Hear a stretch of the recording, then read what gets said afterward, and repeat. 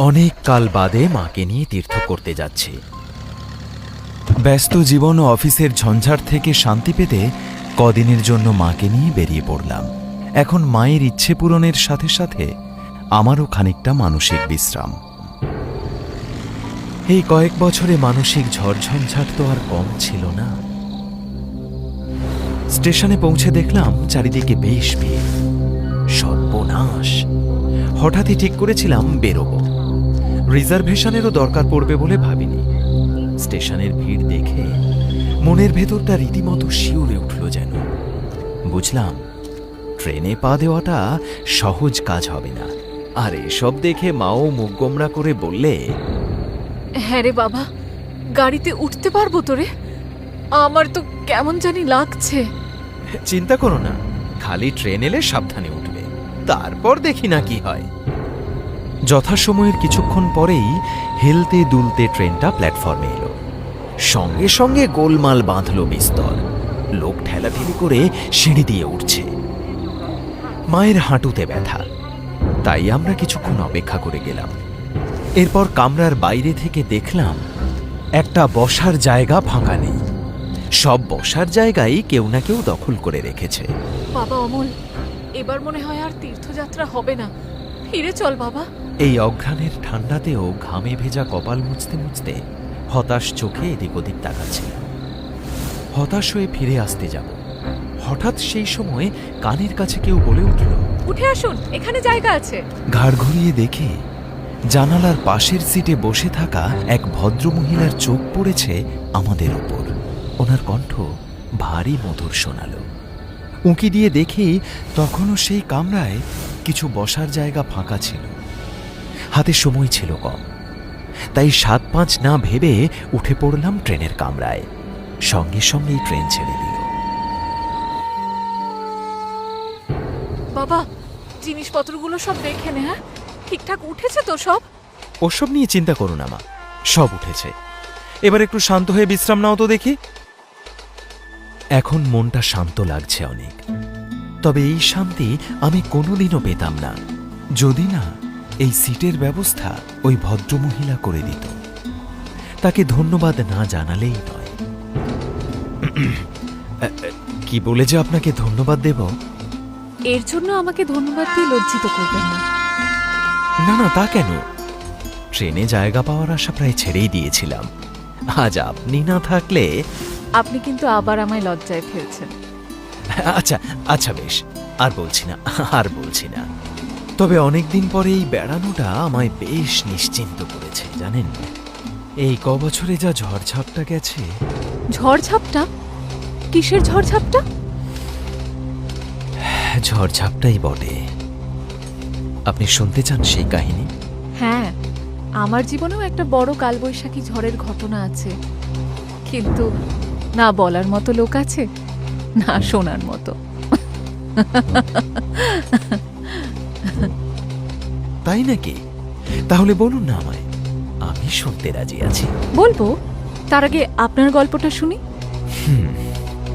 কেন জানি না, আপনাকে আজ ভীষণভাবে বলতে ইচ্ছে করছে। বেশ তো, বলুন না, রাত তো এখনো অনেকটা বাকি। বেশ, তাহলে শুনুন। বছর কয়েক আগের কথা। আমি তখন কলেজ পাশ করে চাকরির পরীক্ষা দিচ্ছি। সেরকম পাকাপাকি কোনো ব্যবস্থা হয়নি। এমন এক শান্ত দুপুরে কবিতার বই হাতে বসেছিলাম বারান্দায়। এমন সময় নবদ্বীপ নিবাসী এক পারিবারিক বন্ধু সায়ন এসে হাজির। আরে ভাই, তুমি? কি সৌভাগ্য আমার! এতদিন পর তোমার এই বন্ধুর কথা মনে পড়লো। আরে মনে পড়ে, বুঝেছো? খুব মনে পড়ে, তবে নানা কাজে ব্যস্ত থাকি তো, তাই আর এদিকে আসা হয় না। তা কেমন আছো বলো অমল? এই চলে যাচ্ছে আর কি, চাকরি বাকরির চেষ্টা করছি। তা তোমার কি খবর? আরে আজ আমার খবর নয়, আজ তোমার জন্য আমি এক বিশেষ খবর এনেছি। এ নাও, ছায়া। তবে ভালো নামটা জানা হয়নি। রায়বাড়ির একমাত্র মেয়ে, তবে যেমন তেমন মেয়ে নয়, একেবারে লেখাপড়া জানা বুদ্ধিমতী মেয়ে। তা ভাই, এসব কথা আমাকে কেন বলছো? মেয়ের খবর নিয়ে আমি কি করব? কি আবার করবে? বিয়ে করবে। তোমার পছন্দটাই তো আগে। কি হলো অমল, চোখ তো দেখি সরাতে পারছো না? এবার গিয়ে বাড়িতে তাহলে কথা পারেই। আমি জানি না, তোমার যা ইচ্ছে করো। বুঝলেন, ততদিনে ছায়ার একটা চিত্র আমার মনের মধ্যে গেঁথে গিয়েছিল। আচ্ছা, তার মানে যার সম্বন্ধ এসেছিল তার নাম ছায়া, বুঝলাম।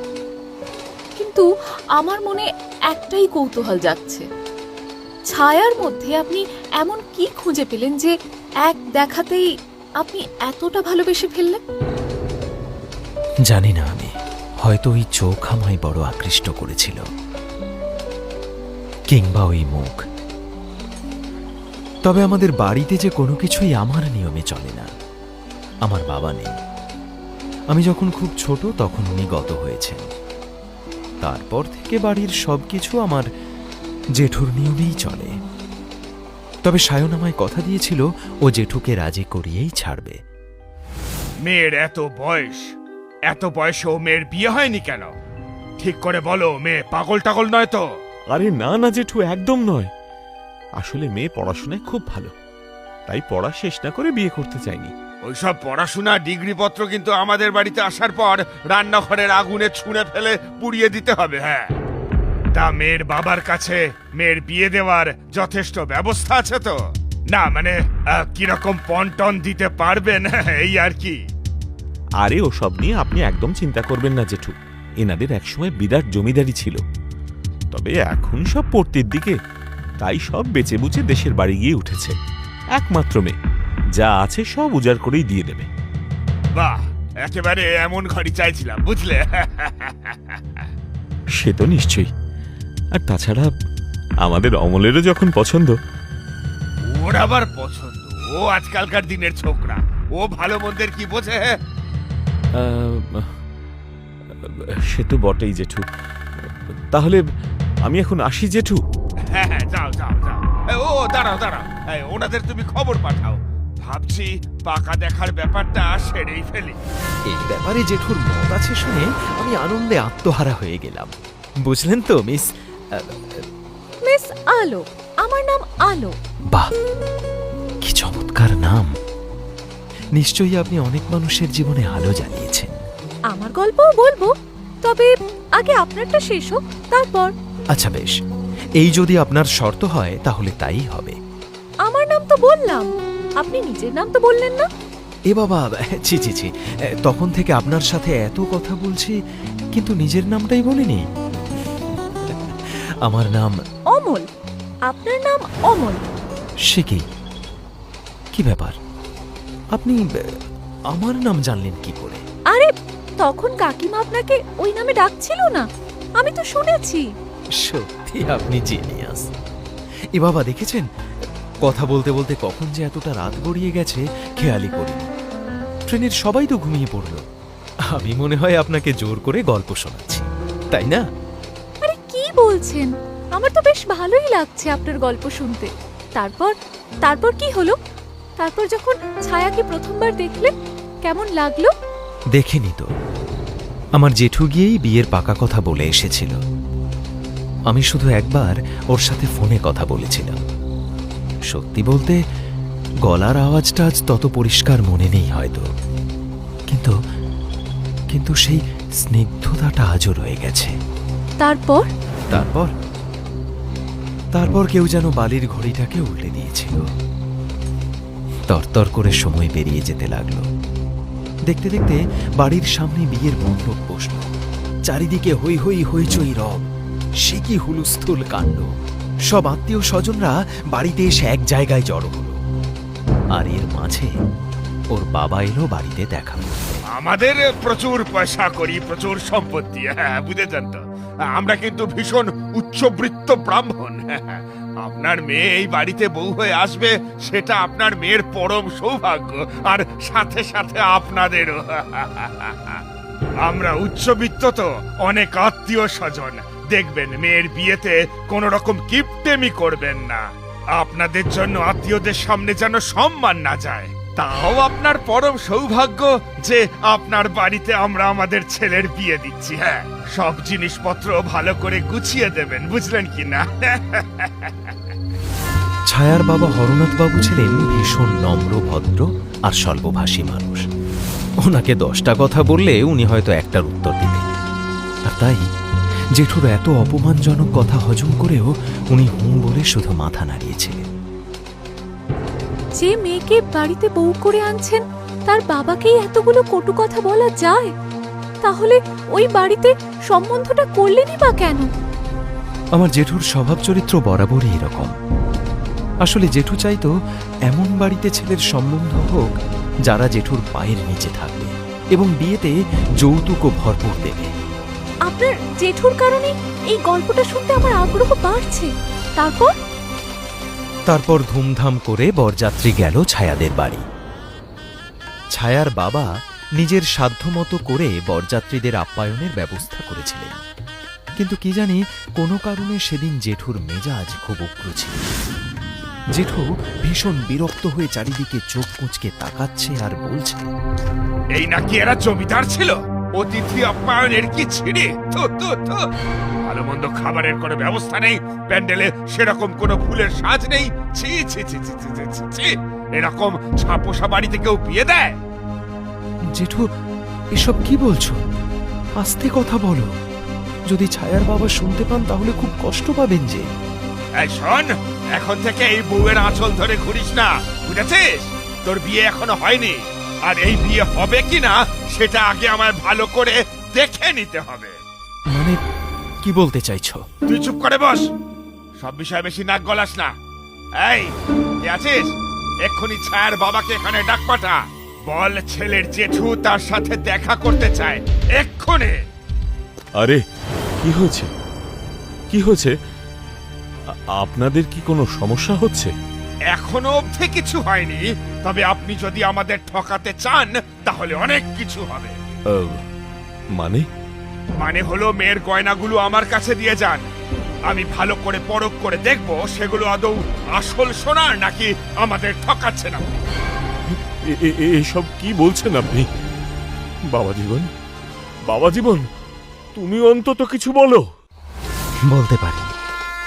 বলতে পারিনি, আমি সেদিন সত্যিই কিছু বলতে পারিনি। সেই রাতেই জেঠু কোথা থেকে একটা শ্যাকরা জোগাড় করে আনলো। ছায়ার গা থেকে সমস্ত গয়না খুলে পাশের একটা ঘরে নিয়ে গিয়ে চলল যাচাই পর্ব। জানি না কেন সেদিন প্রতিবাদ করতে পারিনি, পাথরের মতো দাঁড়িয়েছিলাম, আর সেই জন্য আমি আজও নিজেকে ঘৃণা করি। কিন্তু কিছুক্ষণ পর ছায়ার বাবা কাঁদতে কাঁদতে আমাদের ঘরে এসে বলেছিলেন, চলে যাও, চলে যাও, তোমরা চলে যাও। অনেক হয়েছে, অনেক হয়েছে, আর অপমানের দরকার নেই। যে বাড়ির লোকেরা বিয়ের দিন তাদের হবু বৌমার গায়ের গয়না খুলিয়ে সমস্ত আত্মীয় স্বজনের সামনে পরখ করে দেখতে চায় সোনা আসল না নকল, সেরকম বাড়িতে আমার মেয়ে কোনোদিন যাবে না। আমি আমার মেয়ের সে বাড়িতে কোনোভাবেই বিয়ে দেব না। তুমি বা তোমার পরিবারের কেউ কোনোদিন আমার মেয়ের সম্মান রক্ষাই করতে পারবে না। কোনোদিন পারবে না। এখনো দাঁড়িয়ে থাকবে? আর কত অপমানিত হলে তোর গায়ে লাগবে? চলে আয়, চলে আয় বলছি, এই বিয়ে আমরা ভাঙলাম। জানেন, সেদিন আমি ছায়াকে বধূরূপে আর দেখতে পাইনি, শুধু শুনতে পেয়েছিলাম ভেতরের ঘর থেকে ছায়ার আর্তনাদ। বাবা!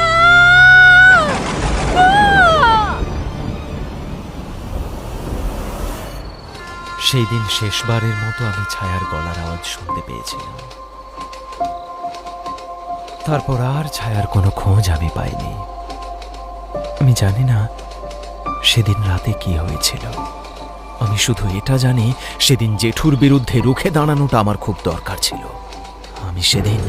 আমি সেদিন একটা মেরুদণ্ডহীন প্রাণীর মতো ব্যবহার করেছিলাম।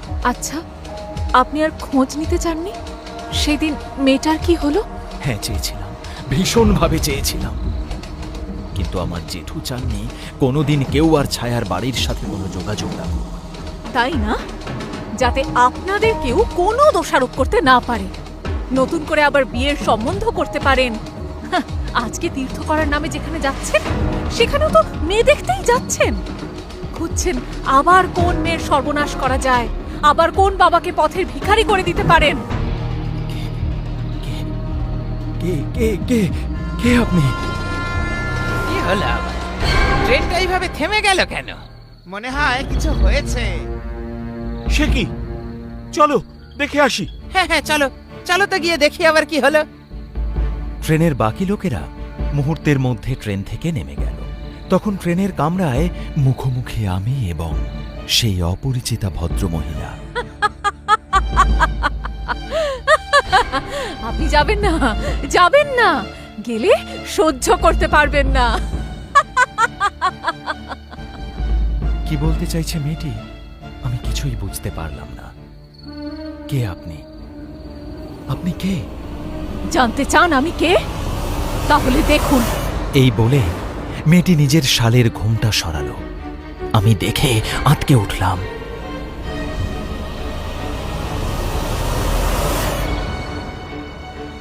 তারপর খেয়াল করলাম এই মেয়েটির মুখের সাথে ছায়ার মুখের হুবহু মিল।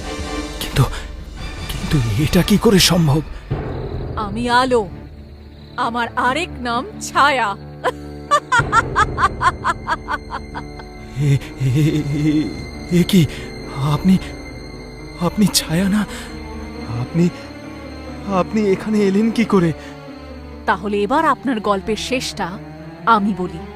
এতক্ষণ তো আমি শুনলাম, এবার আপনি শুনুন। সেদিন আপনার জেঠুর জন্য আমার বিয়ে ভেঙে গেল, আর সেই শোক, অপমান, লোক হাসাহাসি বাবা সহ্য করতে পারলেন না। বাবার হার্ট অ্যাটাকে সেখানে মৃত্যু হলো। বিয়ে ভাঙা একটি মেয়ে আমাদের সমাজে কি জায়গা তা নিশ্চয়ই আপনি খুব ভালো করেই জানেন অমলবাবু।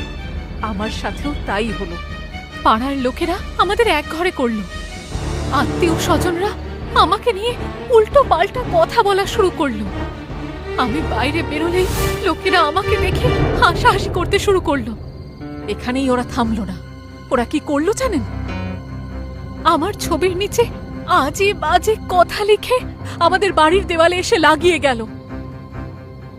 সেই অপমান আমি আর সহ্য করতে পারলাম না। শেষে আমি রেল লাইনে স্বইচ্ছায় মাথা দিলাম। তারপর আমার আত্মা এক এক করে ওদের সবাইকে শাস্তি দিয়েছে।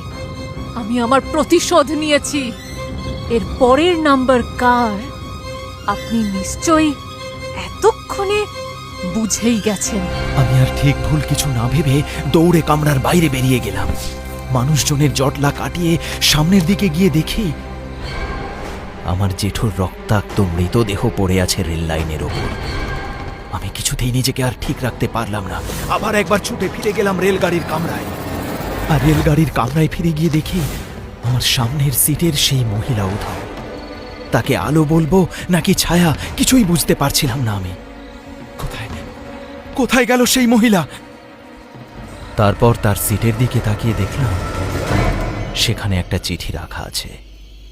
এক মুহূর্ত দেরি না করে চিঠিটা পড়তে শুরু করলাম। অমলবাবু, আমি এখানে এসেছিলাম আমার অসম্মানের প্রতিশোধ নিতে, কিন্তু আপনার সাথে কথা বলে জানতে পারলাম যে আপনি সেদিন প্রতিবাদ না করলেও নিজের জেঠুকে সমর্থন করেননি। তাই আপনাকে ছেড়ে দিলাম। আপনার ওপর আমার আর কোনো রাগ নেই। আপনি ভালো থাকবেন। আজ থেকেই সমস্ত আলো ছায়ার খেলা বন্ধ হলো। ইতি আলো ছায়া।